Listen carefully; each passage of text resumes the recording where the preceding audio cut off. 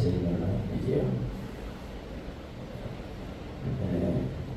오늘은 출애굽에 헌신한 여인들이라는 제목으로 잠시 은혜를 나누려고 하는데, 우리는 출애굽기에서 하나님 백성, 이스라엘 백성을 향한 놀라운 하나님의 사랑과 섭리를 보게 되죠. 요셉을 알지 못하는 새로운 왕이 나타나서 이스라엘 백성의 노예로 삼고 그들의 번성을 막기 위해서 학대하고 수단 방법을 쓰다가 안 되니까 명령을 내립니다. 남자아이를 낳으면 나일강에 빠뜨려 죽이라. 모세의 부모는 아기를 낳아서 석 달을 숨기를 필요하다. 결국 견딜 수가 없어서 갈대 상자에 넣어서 나일강에 띄우죠. 이런 상황에서 하나님이 어떻게 역사하셨나를 보여주는 것이 오늘 본문인데, 오늘은 이스라엘을 구원하는 지도자 모세를 구한 세 여인에 대해서 잠시 생각하려고 합니다. 모세의 부모가 갈대 상자를 만들어 강물에 띄우고 어떻게 했죠? 하나님의 도우심을 기다렸습니다. 4절에 보면 그의 누이가 어떻게 되는지를 보려고 멀리 섰더니, 이것이 바로 믿음의 모습이죠. 결과는 어떻게 되었습니까? 5절 6절 보면 마침 그곳에 바로의 딸이 목욕하러 내려왔다. 나일강 강으로 목욕하러 내려왔다. 바로의 딸 공주가 목욕할 곳이 없어서 나일강 강으로 직접 나옵니까? 그것이 우연일이겠어요? 거기다 갈대 상자를 발견합니다. 그것이 우연이니까요. 상자를 여는 순간 아기를 보는데 히브리 아기라는 것을 알게 됩니다. 재수없게 히브리인 아기고 이렇게 발언할 수도 있죠. 근데 상자를 여는 순간 아기가 울어댑니다. 한 석자는 이렇게 말합니다. 상자가 열리는 순간 아기의 울음소리는 잠자던 공주의 모성의 본능을 흔들어 깨울 것이다. 여자에게 모성 본능이 있죠. 그래서 그걸 보는 순간 모성 본능이 일어나서 그 아이를 건져내서 자기 아들로 삼습니다. 여기 7절로 10절에 보면 미리암이 숨어 있다가 내가 유머를 소개해 줄까 하면서 어머니를 소개하게 되고, 이 공주가 이 아기의 어머니가 소개하는 사람이라는 걸 알 거예요. 다 알아요. 얘가 왜 튀어나왔는지도 알아요. 그런데 그걸 받아들입니다. 그러면 내가 길러주면 싹쓸 주겠다. 그리고 매달 양육비를 보냅니다. 어려운 상황에서 양육비를 받으면서 아기를 왕궁에 보내서 기르게 하다니, 이게 웬일입니까? 우연일까요? 살린 것만도 감지덕진데 궁중으로부터 돈을 받아요. 매달 꼭 먹고 안 먹고 돈으로 도랑치고 가져잡고 마당 쓸고 돈 줍고, 이것이 바로 우리 하나님의 은혜이고 하나님의 섭리입니다. 믿음으로 최선을 다한 모세의 부모에 대한 하늘의 응답이고 상급이죠. 모세는 바로의 공주를 만나 형통이 시작됩니다. 이스라엘 백성은 다 노예 생활할 때 모세는 궁중에서 애굽의 학문을 40년 동안 익히는 형통이 시작됩니다.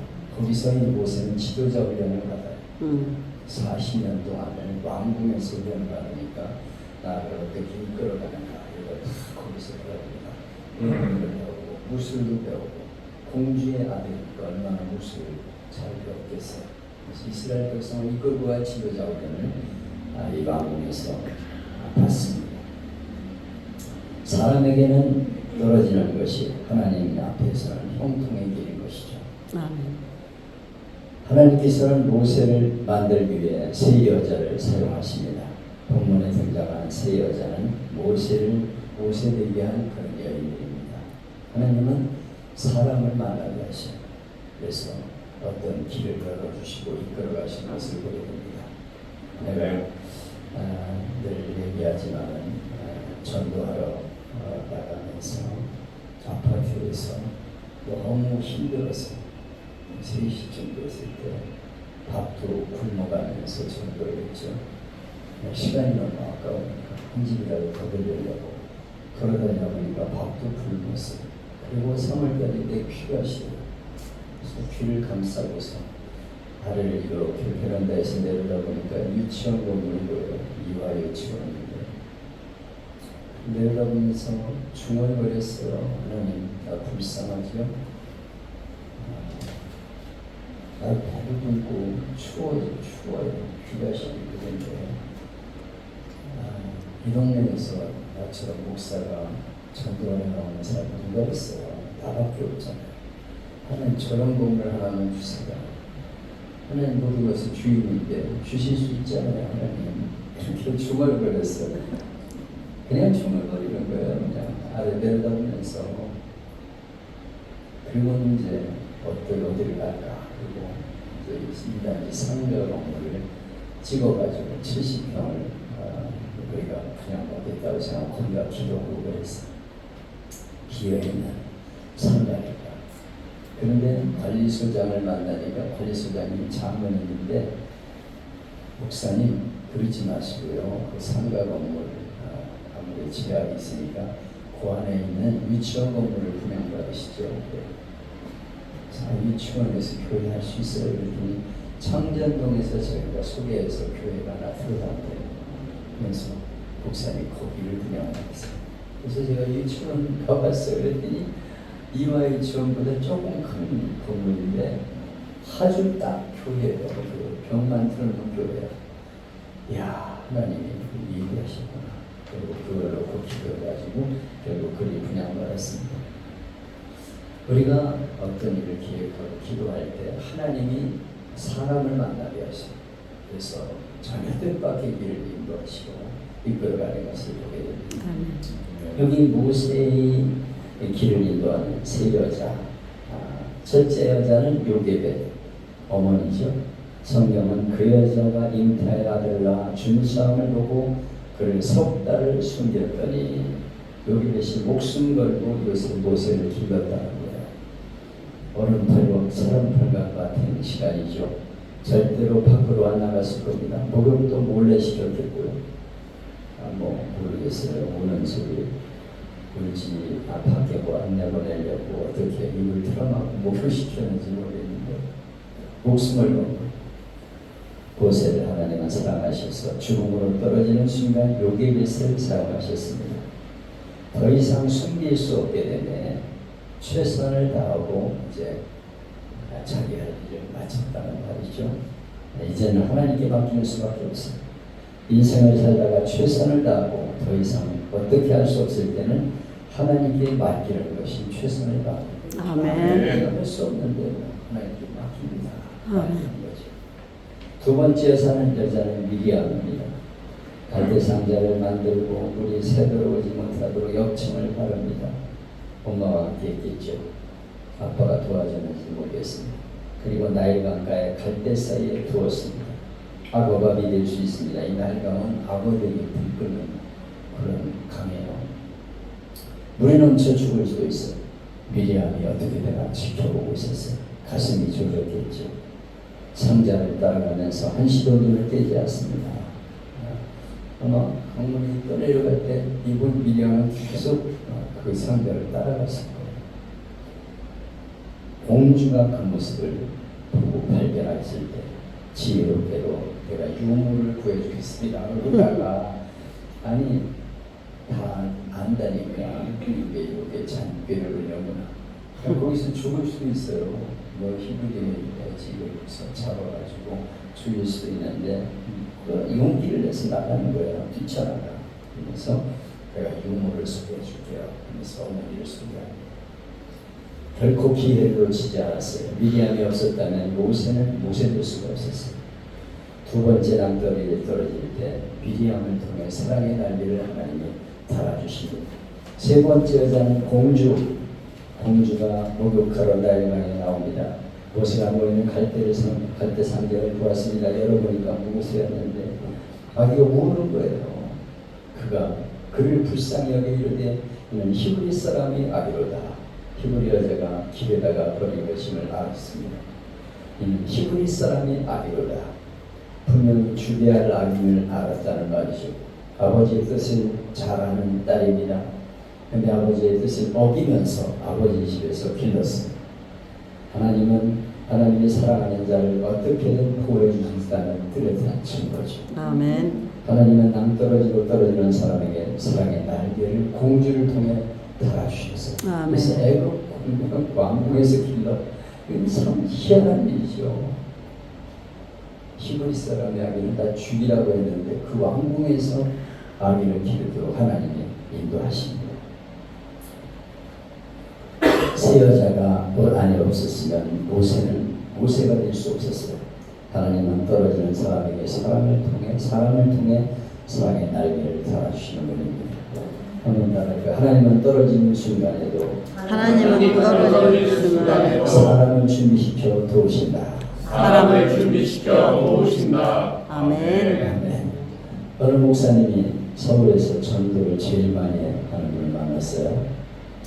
어떻게 예수를 믿게 됐습니까? 그랬더니 그분은 원래 저는 기독교인이 아니고요. 어렸을부터 한문을 공부해서 할아버지에게 역학을 배웠고 사주를 보면서 팔자를 말해주는 일을 했었어요. 그래서 커서 불교대학에 들어가서 사람들의 운명을 보는 책을 만들려고 안케이트 조사를 하기 위해 사람들을 만나 사주를 봤더니 가는 집집마다 날 때와 시간을 대고 이름을 대면 대부분 맞았어요. 근데 안 맞는 집들이 있습니다. 그 집의 이름이 잘못됐나 밖에 나가 문패로 보면 틀림없어요. 근데 사주가 안 맞는 집의 문패 옆에는 교회를 다니는 성도의 집이라는 교패가 붙어 있어요. 여러 집을 다니면서 조사했는데 교회 다니는 집은 완전히 팔자가 바뀐 것을 알게 되었습니다. 그래서 그거는 누가 전도하지 않았지만 하나님이 두려워서 하나님은 운명을 바꾸는 분이구나. 그래서 자기가 전도 안 했는데도 교회를 찾아나갔다는 거예요. 예수를 믿으면 죽을 사람이 살고 어려움 당할 사람이 어려움을 당하지 않는구나. 그래서 그가 스스로 교회가 예수를 믿게 되었다며 그 사람 만났습니다. 이상용 씨라는 사람인데 자기가 축구선수 신현호 씨를 자기가 전도했다고 하더라고요. 차범근 시대에 활동했던 유명한 축구선수입니다. 이름 풀어주려고 자기 찾아왔는데 자기가 전도해가지고 예수 믿게 되었다고 다르지 않더라고요. 근데 문제는 자기가 예수를 믿었는데 단골 스님이 계속 찾아오는 거예요. 그래서 전도인 대신 성경책을 갖다 놓고 사람들이 오면 무슨 일 때문에 왔습니까? 그러면 여러 가지 답답한 일을 얘기합니다. 그분이 말하기를 내가 이 책을 보니까 당신은 교회 가야 문제 해결됩니다. 불행하다고 막히는 사람에게는 당신 보니까 예수 믿으면 팔자를 고칩니다. 교회 나가세요. 그래서 예수 믿는 사람이 전도할 때는 안 믿었는데 전 보는 사람이 교회 나가라니까 다 믿더라는 거예요. 이 사람들이 참 심리가 이상해요. 뭐 손금 보고 뭐 이런 거 굉장히 좋아하고요. 여자들도 처음 보는 사람인데 손을 쑥쑥 내려요. 손 받아달라고 해서 손을 붙잡고 이러고 손금 봐주고 이 점치는 사람이 전도하면 그냥 백발백중 교회를 다닌다는 거예요. 그래가지고 교회에서 전도왕이 되었습니다. 그는 예수 믿는 것은 인간의 운명을 주장하시는 하나님의 손안에 맡기는 것이다. 아멘. 믿음으로 선포하고 전도합니다. 모세의 생애를 보면 하나님이 모세를 연단하시고 이끄셔서 마침내 하나님의 힘을 사용하시는 귀한 일에 쓰시는 것을 보게 됩니다. 우리 인생에는 좋은 일도 있습니다. 괴로운 일도 있고 부유할 수 있고 가난할 수 있고 앞이 훤히 열릴 때도 있고 캄캄할 때도 있어요. 즐거울 때가 있으면 외로울 때도 있고 기쁠 때가 있으면 슬플 때도 있습니다. 그러나 여러분 이 모든 과정은 하나님의 손 안에서 움직인다는 것을 믿는 것이 신앙입니다. 아멘. 여러분 오늘 여러분의 삶이 힘드십니까? 표현할 수 없는 어려운 상황이 있습니까? 나의 강을 떠내려가는 갈대 상자를 기억하시고 하나님이 예비하신 새 여인을 기억하십시오. 모세가 갈대 상자에서 떠내려갈 때 함께하신 하나님이 오늘 여러분과 함께하신다는 것을 믿으시기를 바랍니다. 아멘. 하나님을 믿음으로 사는 여러분의 앞을 인도하시고 반드시 축복의 일로 인도하여 주실 것입니다. 한번 따라합시다. 하나님은 살아계십니다. 하나님은 살아계십니다. 낙심하지 마세요. 낙심하지 마세요. 갈대 상자를 통해 더 큰 일을 이루십니다. 갈대 상자를 통해 더 큰 일을 이루십니다.